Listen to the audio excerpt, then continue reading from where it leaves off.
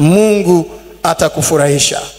Katika maisha ya kibinadamu kuna wakati ambao kuna kuwepo na msukosuko wa kimaisha, life crisis.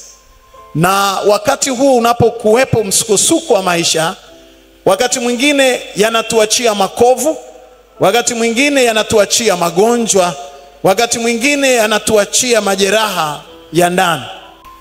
Lakini ninakumbuka moja ya majanga ambayo yanaweza yakatokea duniani na yakawacha alama au historia kwenye maisha yetu. Yapo majanga mengi. Hapa Tanzania tunakumbuka juu ya MV Bukoba na mambo mengi yaliyowahi kutokea, na kuzama kwa meli na kuanguka kwa treni na ajali nyingi ambazo zimewahi kutokea katika nchi hii. Lakini mambo ambayo duniani tunayakumbuka na ya karibu zaidi ni tarehe 6 Februari mwaka jana 2023 huko Uturuki, katika mji unaoitwa ni Gaziantep. Huo mji wa Gaziantep ni mji ambao uko miongoni mwa miji ya Uturuki, na kule Uturuki kulitokea tetemeko kubwa sana tarehe 6 Februari mwaka jana 2023. Watu waliokufa kwa ajili ya lile tetemeko ni watu wapatao 41,000, watu 41,000. Katika hawa watu 41,000 waliamka asubuhi, wakaenda kwenye makazi yao, wakaenda kwenye biashara, wengine walikuwa kwenye shopping mall, kwenye maduka ya dhahabu.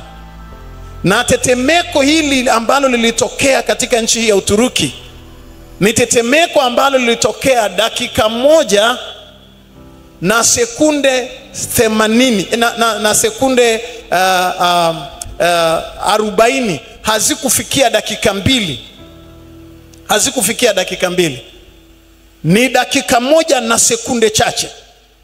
Lakini utajiri mkubwa kabisa uliharibiwa. Majengo makubwa ya thamani, majumba mengi yaliharibiwa. Makazi, watu 1,500,000 walipoteza makazi yao, wakawa hawana mahali pa kulala. Waliamkia kwenye nyumba zao asubuhi, ndani ya dakika 1 na sekunde 40, chini ya dakika 2, walikuwa hawana nyumba, walikuwa hawana vitanda, walikuwa hawana makazi tena. Watu 1,500,000, 1,500,000.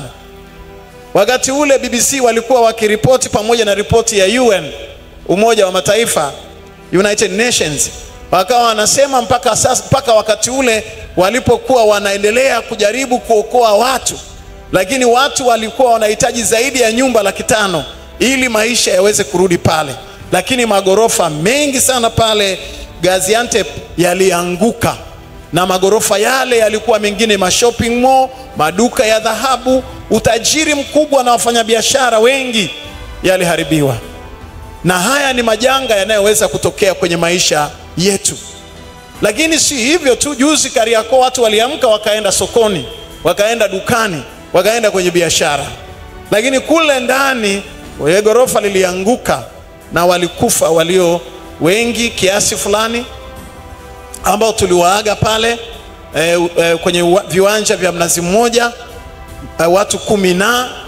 Lakini pia watu wengi walipoteza ajira, wengi wamepoteza mali, wengine wamepoteza mitaji walikuwa wamekopa, na wengine pia huyo mwenye gorofa amepoteza pia property kubwa sana ya thamani ya mali. Na hiyo familia inapitia wakati mwingine wakati mgumu, kwa sababu ni ajali ambayo pengine haikutarajiwa. Haya ndiyo maisha ambayo tunakutana nayo, na yeye amesema atafuta kila chozi katika macho yetu. Katika kitabu cha Maombolezo Biblia inasema, maana Mungu hatamtesa mtu hata milele, ajapomhuzunisha atamfurahisha tena, kwa maana yeye ni Mungu asiyependa kuwatesa wanadamu. Lakini katika kitabu cha Hosea Biblia inasema, ni yeye aliyerarua na ni yeye atakayeshona, ni yeye aliyetupiga na ni yeye atakayeganga majeraha yetu. Kwa siku chache ametuacha, lakini kwa siku ya 3, siku 2 ametuacha, lakini siku ya 3 atatujia. Naam, atatujilia kama mvua ya vuli, atatujilia bila dalili. Mvua ya vuli haina mawingu. Mvua ya masika ndio inajitutumua, hiyo hainyeshi. Lakini mvua ya vuli haina dalili, haina mawingu. Na Mungu wa Ibrahimu ni Mungu ambaye atafanya jambo katika maisha kwako, atafanya bila dalili. Oh my God, oh my God, oh my God. Kuna watu wachache ambao wanatamani kuona dalili fulani, waone kuna mwelekeo, lakini Mungu atakufurahisha bila dalili, atakujilia kama mvua ya vuli. Na wengine wakikuuliza, mbona tulikuona una madeni ya vikoba, mbona una mateso mengi tulidhania, mbona ulipata na misiba, utawaambia ni Mungu amenijilia kama mvua za vuli bila dalili. Oh my God, ungempigia tena Bwana makofi mengi. Hallelujah. Hebu punga mkono wako pamoja nami, nisaidie kumwambia jirani yako, Bwana atakufurahisha. Mwambie tena wa pili, Bwana atakufurahisha. Mabibi na mabwana, ninasimama kwenye madhabahu hii hata kwa dakika chache, hata nilete ujumbe wa neno la Mungu katika maisha ya kwako. Siku zile Adamu na Hawa, familia ya kwanza, waliposimama na watoto wao, Adamu akiwa na vijana wawili wavulana, huyo Kaini alimuua Habeli, na huyo Kaini akabeba laana. Habeli akafa, Kaini akaharibika, akawa kichaa, akatoroka nyumbani, akawa na laana ya kuzunguka miji kwa miji na asiyekuwa na kikao. Adam na Hawa wakarudi kwenye maisha ya kuwa mabachela, hawana watoto. Watoto wao walikuwepo, Habili amekufa, Kaini amekuwa kichaa. Lakini ahimidiwe Jehova, maana Bwana Mungu anasema nitakufurahisha. Bwana unifurahishe kwa kadiri ya siku zile ulizoniacha nikaona mabaya. Bwana Mungu alimpa tena Adamu mtoto mwingine anayeitwa Seti. Leo dunia imejawa na uzao wa Seti. Yule Mungu aliyempa Adam Seti, akupe Seti kwenye maisha ya kwako. Washindi waseme amina, halafu wapokee kwa vigelegele vya shangwe. Haleluya.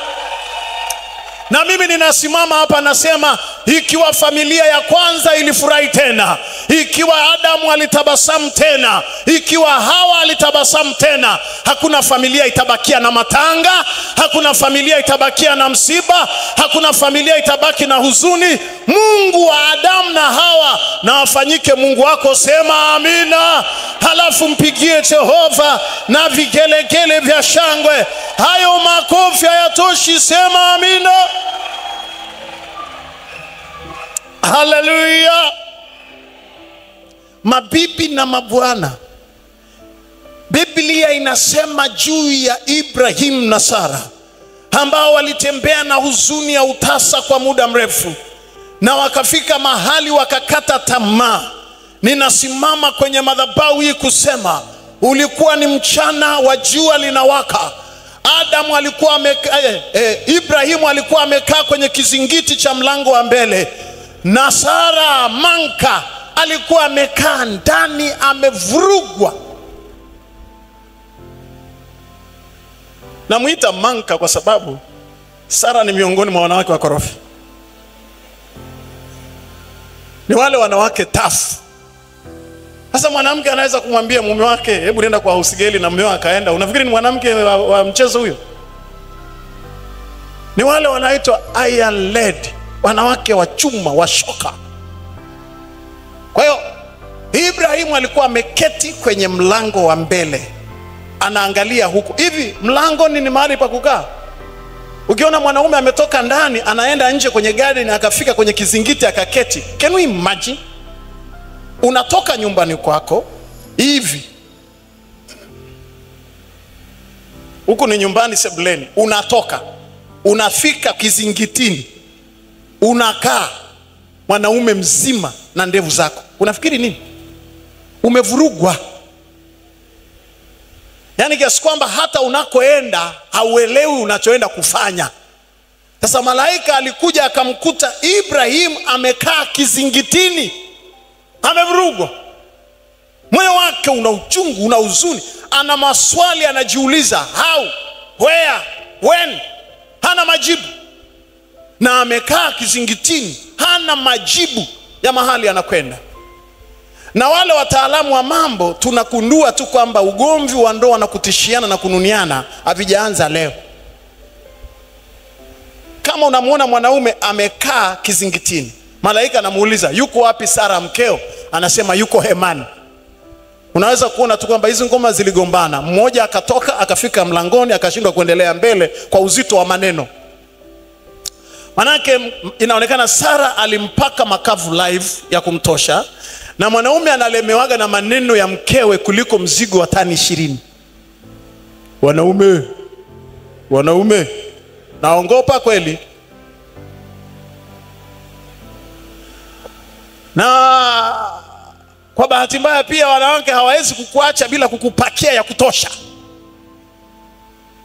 Lazima hakikishe package yako unayo. Sasa Ibrahimu akatoka akafika mlangoni akalemewa, mwanaume wa watu akaketi. Malaika anamuuliza yuko wapi Sara mkeo? Anasema yuko hemani. Hii ni ndoa namna gani bwana harusi akae mlangoni na mkewe yuko hemani? Kuna varangati. Wanaume wananiangalia kwa huruma wengine wanaume. Lakini malaika akamwambia, kwa maana nimekujilia mchana huu Ibrahimu, kamuite mkeo. Alipoitwa Sara, malaika akamwambia, majira kama haya mwakani utamkumbatia mwana. Kwa nini walikuja kutangaza na kuambia majira kama haya utazaa? Ugomvi ulianzia ndani, ulikuwa ni wa mtoto. Na malaika kutoka mbinguni amekuja kuleta solution. Sara mwenyewe akacheka kicheko, yani kile kicheko cha kina mama washarika wangu wa pale Kijitonyama kwa Alimaua. Yani cha ghafla, kwamba inawezekana kabisa mimi mkongwe nikapata mtoto. Biblia inasema kwa kuwa Sara alicheka, mtoto alipozaliwa aliitwa Isaka.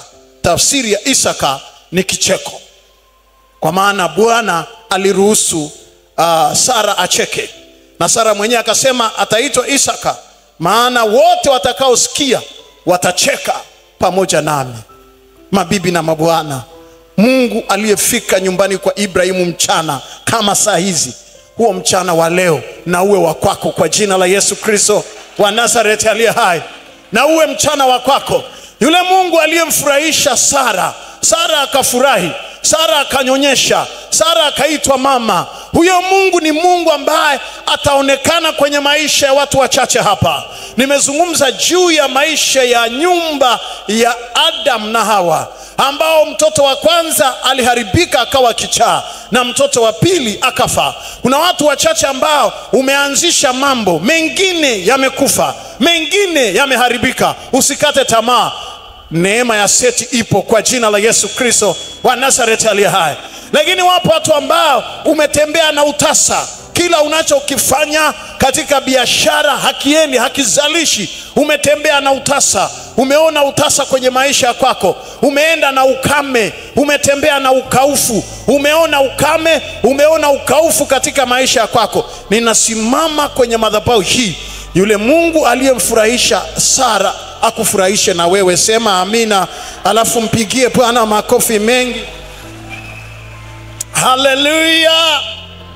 Ikiwa tasa, sio tu tasa peke yake, tasa ambaye kibiolojia mayai yote ya uzazi yameishaisha ndani.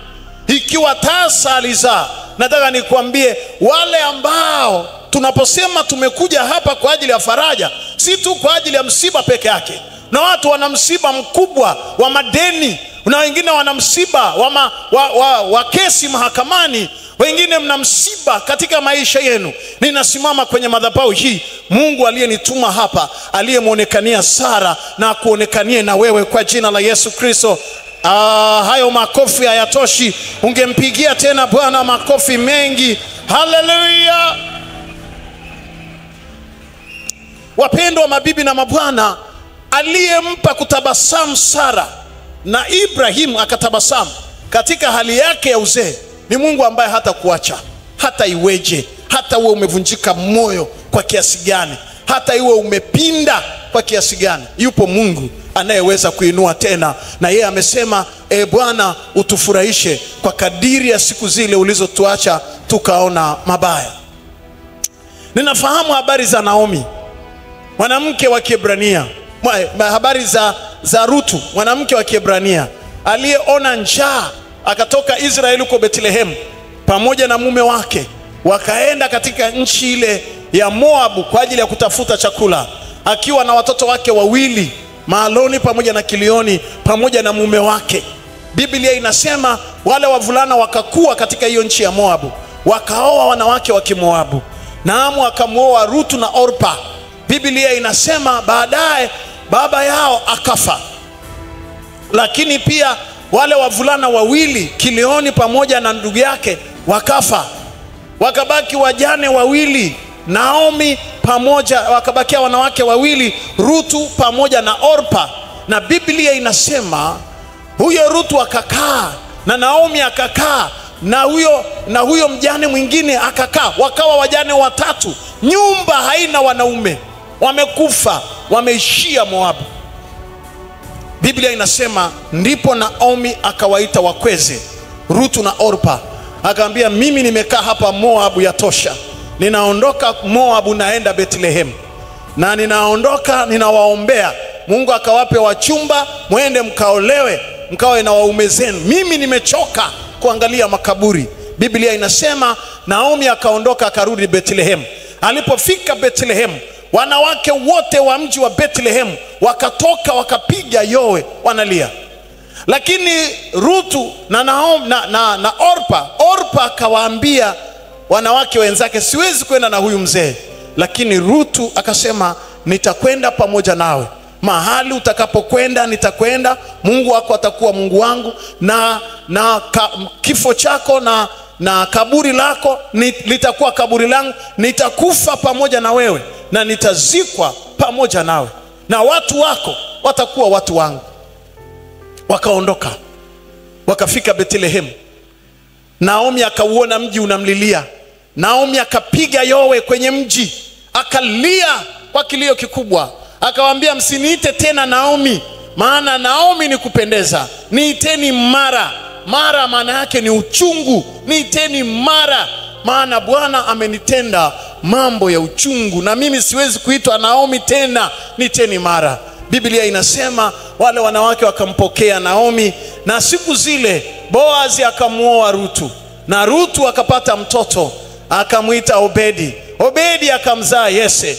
Yese akamzaa mfalme Daudi na wafalme wengine. Yule mwanamke mjane wa Kimoabu ambaye alikuwa amelia na kuomboleza na kuona aibu, Mungu amesema katika neno lake, nami nitafuta kila chozi katika macho yenu. Na ndipo Mungu akampa neema huyo mwanamke wa Kimoabu ambaye aliona majeneza, ambaye aliona makaburi, ambaye aliona msiba na aibu na mateso. Ndipo Mungu akampa kuzaa wafalme, tangu Daudi na Suleimani pamoja na wafalme wote wa taifa la Israeli, mpaka na Yesu mwenyewe akazaliwa kutokana na huyo mwanamke anayeitwa Rutu. Kwa sababu Esther na Mordekai, Esther akawa mjane, akawa yatima.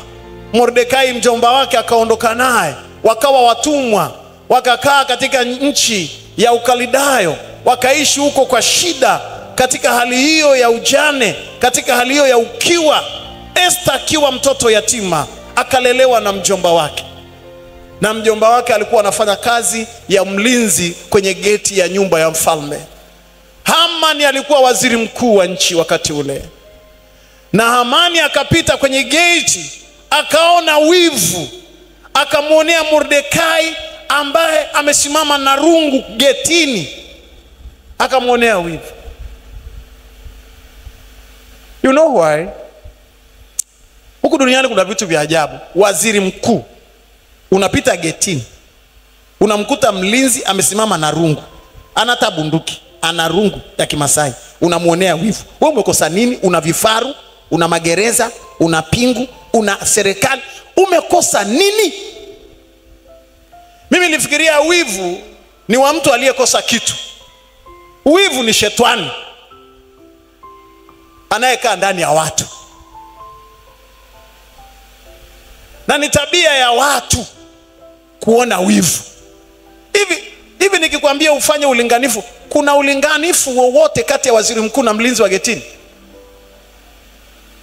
Lakini nakwambia alienda nyumbani akamwambia mke wake, nimetoka kwa mfalme, nimenawishwa mikono na malkia Esther ameninawisha mikono, nimekula mbele za mfalme.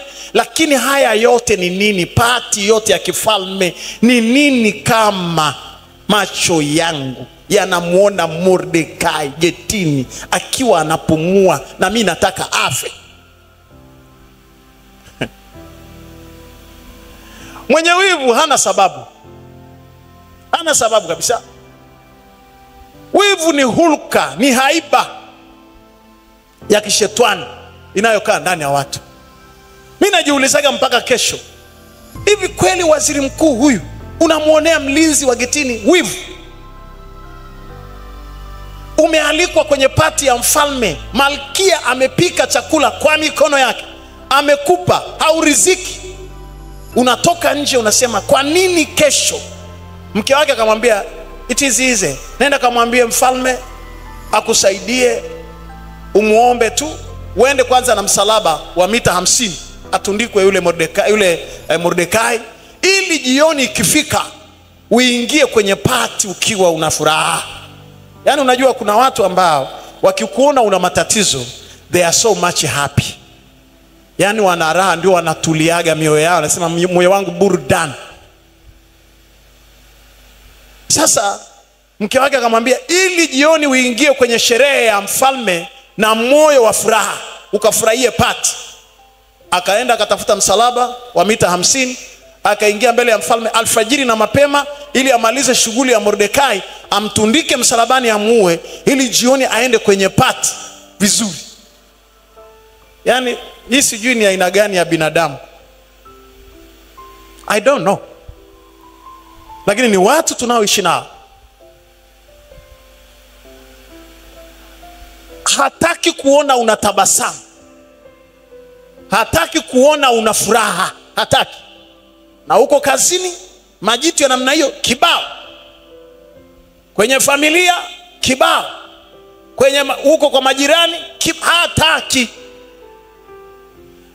Lakini nitafundisha kitu cha ajabu jioni asubuhi ya leo. Biblia ninayosoma inaniambia akaingia mbele za mfalme. Wakati ule ambao anaingia mbele za mfalme, mfalme usiku kucha hakulala. Akapigiwa muziki wa aina zote, santuri na ngoma zote, hakulala, alikosa usingizi. Wakampa mvinyo, wakampa pombe, alale maalkoholi, hakulala. Akauliza kitabu cha tarehe, akapewa kitabu cha tarehe na taarifa. Akakuta kuna wakati Mordekai aligundua ya kwamba kuna watu walitaka kufanya uhaini kuipindua serikali, na akatoa taarifa kwa usalama wa taifa. Usalama wa taifa wakapokea zile habari, wakampa Hamani ambaye ni mkurugenzi kimsingi wa katiba yao wa usalama wa taifa na waziri mkuu wa nchi. Alafu akaminya zile taarifa, akazifunika asije akaonekana mtu. Unajua huko duniani kuna watu wanajitihada ya kuhakikisha hauonekani, na kuambia kwa kadiri wanavyofikiri hautaonekana ndivyo utakavyoonekana, kwa jina la Yesu Kristo wa Nazareti aliye hai. Sema amina, haleluya. Sasa Biblia inasema mfalme akainuka tu akauliza, jamani, Hamani amebisha mlango hata bila kuitikia salamu yake. Akamwambia, je, ni nani huyo yuko behewani? Akasema ni Hamani. Akamwambia muiteni. Alipokuja akamwambia, mfalme anataka kumfanyia mtu heshima katika nchi hii, hebu toa mapendekezo. Mfalme akitaka kumheshimu mtu afanyiwe nini? Hamani ghafla akajiuliza, ni nani ambaye anaweza akaheshimiwa zaidi yangu? Asema yule ambaye mfalme anataka kumheshimu, kwanza avalishwe vazi ambalo mfalme amezoea kutoa hotuba za kitaifa akiwa amelivaa, vazi la heshima. Lakini pia wakati huo avalishwe mkufu na pete ya mfalme. Halafu atafutwe farasi mwepesi, gari ya ikulu, gari ambayo mheshimiwa rais anaitumia mara nyingi, ambayo watu wanaijua, wanaimaki, yani wakiona wanajua hii ni gari ya ikulu na ni gari ya rais. Alafu atafutwe mtu mstahiki ambaye mfalme anamheshimu, azunguke naye kuanzia Kimara, Manzese, Mbagala, mpaka Fukayose kunakotokea haya mananasi. Hebu punga mkono. Mpaka Fukayose apige debe akisema mfalme amemheshimu mtu huyu. Halafu yule anayetembea akipiga debe, yeye asipande kwenye gari, atembee kwa miguu. Akamwambia habari hiyo lisipungue neno lolote, chochote kisipungue. Wewe ndiye mtu mstahiki utakayeenda kupiga debe, na unaenda kumfanyia haya ni Mordekai, yule mlinzi anayekaa pale getini. Oh my God, oh my God. Wako wapi watu wachache? Nisaidie kuwapiga high five watu wawili watatu, waambie Bwana atakufurahisha. Bwana atakufurahisha. Kwa miaka ile, kwa kadiri ya miaka ya aibu ya Mordekai, miaka ya utumwa, miaka ya kukataliwa, miaka ya kukaa getini, jua la kwake, mvua ya kwake, ghafla anaitwa, anaenda kuvalishwa mavazi ya kifalme, ghafla anapakizwa kwenye gari la kifalme, ghafla anapigiwa. Oh my God, oh my God, oh my God, oh my God. Nataka niseme, Bwana akiamuru nyakati mpya kwenye maisha ya kwako, hakuna mtu atakayezuia kwa jina la Yesu Kristo wa Nazareti aliye hai. Wako wapi watu wachache wanaosema pamoja nami hapa? Hebu mpigie Jehova na vikelekele vya shangwe. Haleluya. Mordekai na Esther wakatembea mjini wakiwa na heshima, wakatengeneza jina mjini. Baada ya kuletewa jeneza, baada ya kutengenezewa msalaba wa kuuawa, nataka nikuambie waliofikiri kwamba wanakufuta hapa mjini, ninawaombea kabla hawajafa kwanza waone heshima yako kwa macho yako. Na waombea hawatakufa na malaria wala typhoid. Wawepo tu. Wawepo tu, wawepo tu, wawepo tu. Waone wema na fadhili zikikufuata. Waone wema na fadhili zikifuata maisha yako. Sema amina.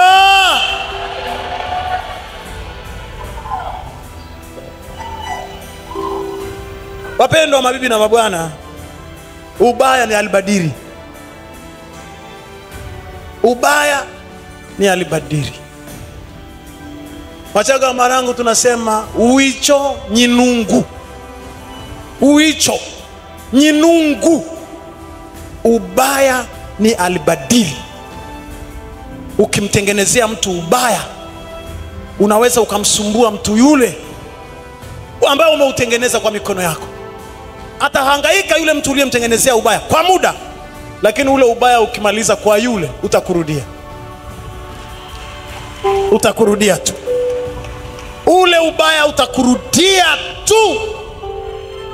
Ubaya ukishatengenezwa, yani haufi.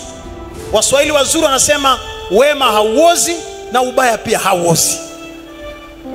Kwa hiyo ule ubaya wa mauti na msalaba ule ambao Hamani aliutengeneza, alitundikwa yeye. Mordekai akawa hai. Jioni ile ile, siku ile ile. Wapendwa, hakuna kitu kibaya hapa duniani kama umtengenezee mtu ubaya hapa duniani. Na mimi nawaambia ninyi mliotengenezewa ubaya mkauona, na pengine na watu wengine duniani wakauona ule, mtauona ule ukirudi tena pale. Wako wapi wanaonielewa sawa sawa hapa?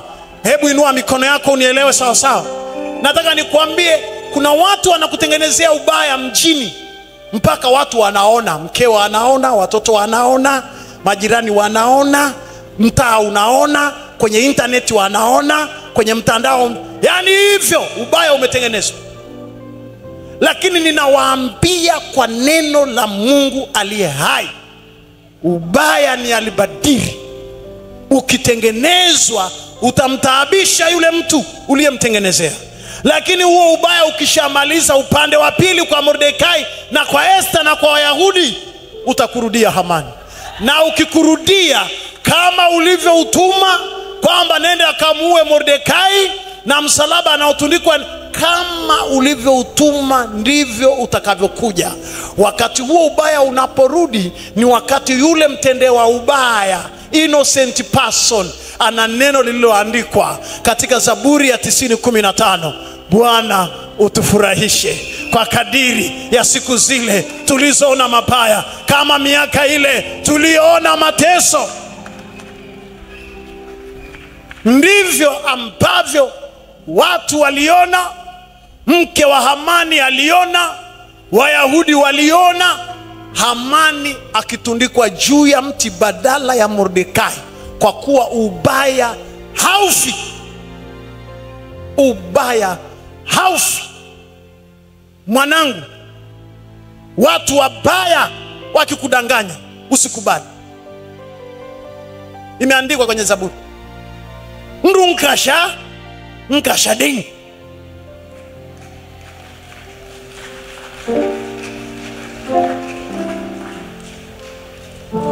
Ndunkasha nkashading. Kama sio nkashading ni kitu gani jamani? Mtu mbaya ni mbaya tu. Umealikwa kwa mfalme, umepewa cheo cha waziri mkuu.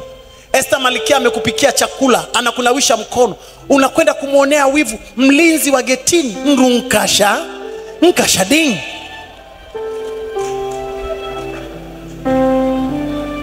Mtu mbaya ni mbaya tu, lakini ubaya lazima utamrudia. Pengine leo ningemaliza kwa kuulizwa, nimekuja kufanya nini hapa wazo hili? Nimekuja kufanya nini hapa wazo hili? Nini kilichonileta hapa kimsingi? Katika kitabu cha Zaburi cha Kumbukumbu la Torati, namaliza. Kumbukumbu la Torati ule mlango wa 34 mstari wa 8 ndio kilichonileta mimi hapa usharika wa wazo hili leo. Kilichonileta hapa ni Kumbukumbu la Torati 34 mstari wa 8. Biblia inasema hivi. Biblia inasema hivi. Kumbukumbu la Torati 34 mstari wa 8. Biblia inasema hivi: wana wa Israeli wakamuombolezea Musa katika uwanda wa Moabu siku 30. Basi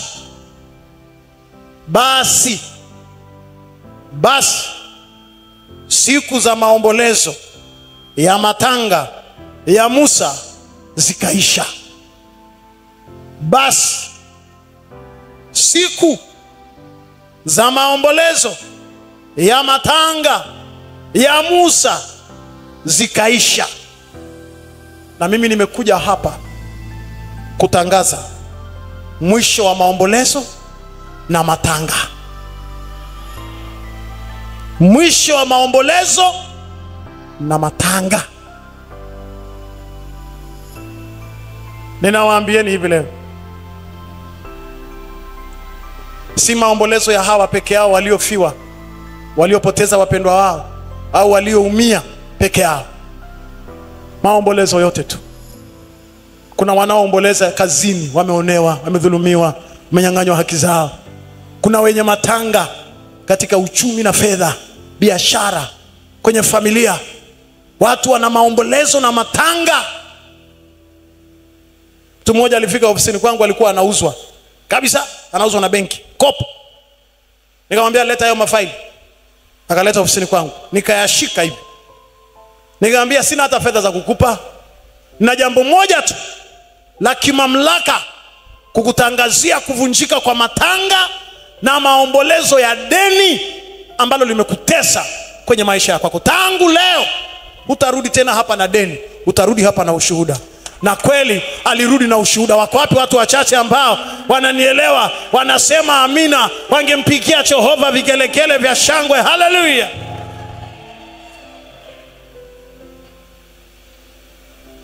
Wengine mna maombolezo ya magonjwa ya kansa.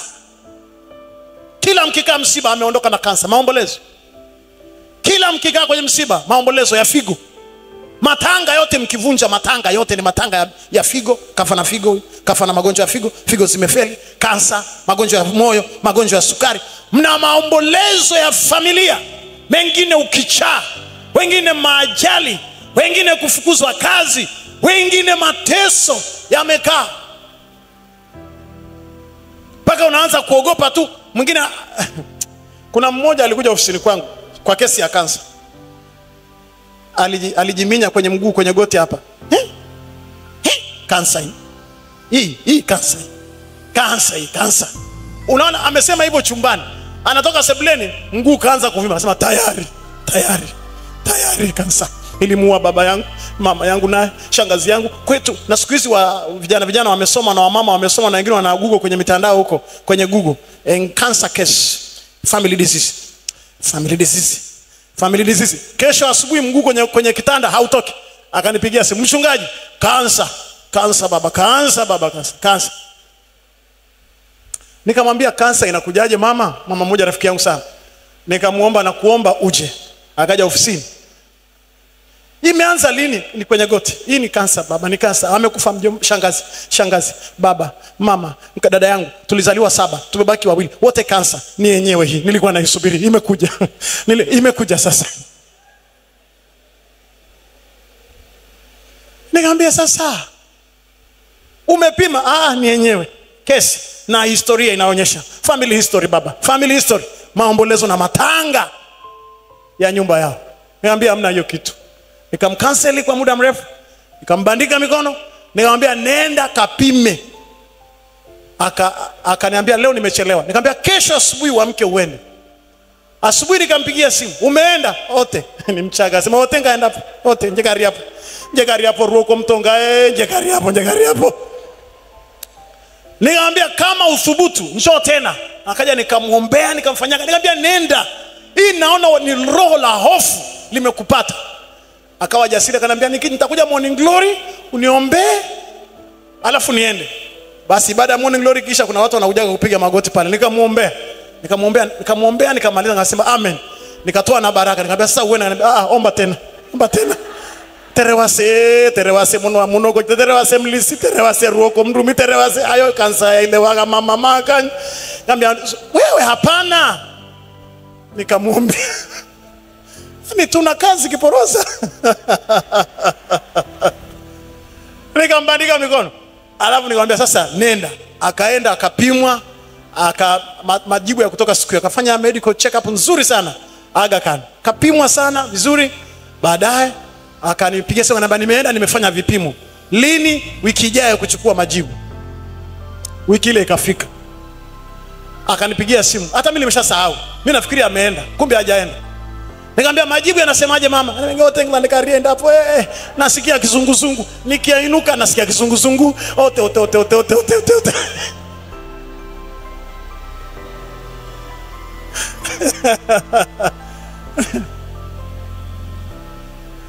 Nikamwambia lazima uende ukachukue majibu. Sasa umeenda kupima nini? Hapana, acha iende tu. Hapana. Njegari hapo. Yesu, nikijua sitafika saa 6 mchungaji. Sitafika saa 6.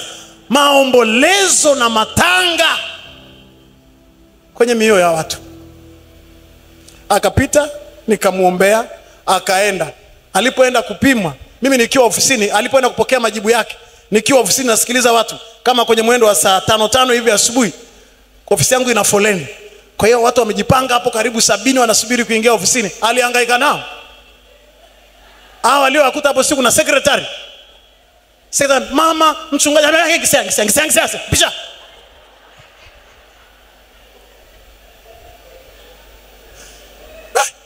Sasa nikiwa pale ndani nikaona amekuja akajitupa pale kama gunia pale ofisini.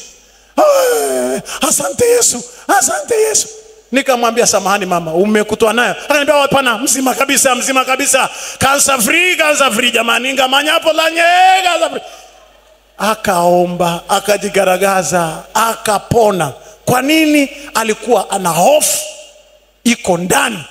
Na mimi nawatangazia wote ambao mnatembea na maombolezo na matanga. Biblia inasema ndipo siku za matanga na maombolezo ya Musa zikaisha. Na mimi natangaza your past is over in the name of Jesus. Nyakati zako zimepita, matanga yako yamepita na maombolezo yako yamepita. Na mimi ninatangaza kwenye ibada hii maombolezo na matanga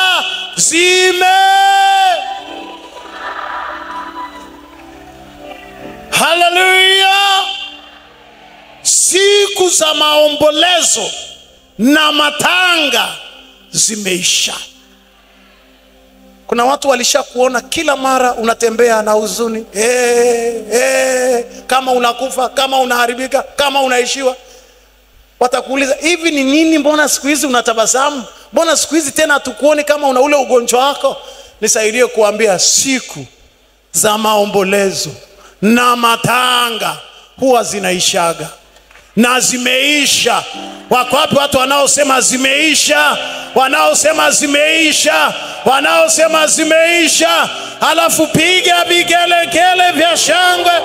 Ni muda wa kuchukua nafasi yako katika meza ya HW, tuwasilishe kwako mawazo yenye tija kwa maneno ya dhahabu, kukupa hamasa na kukujengea uwezo wa kufanya zaidi na kuwa zaidi.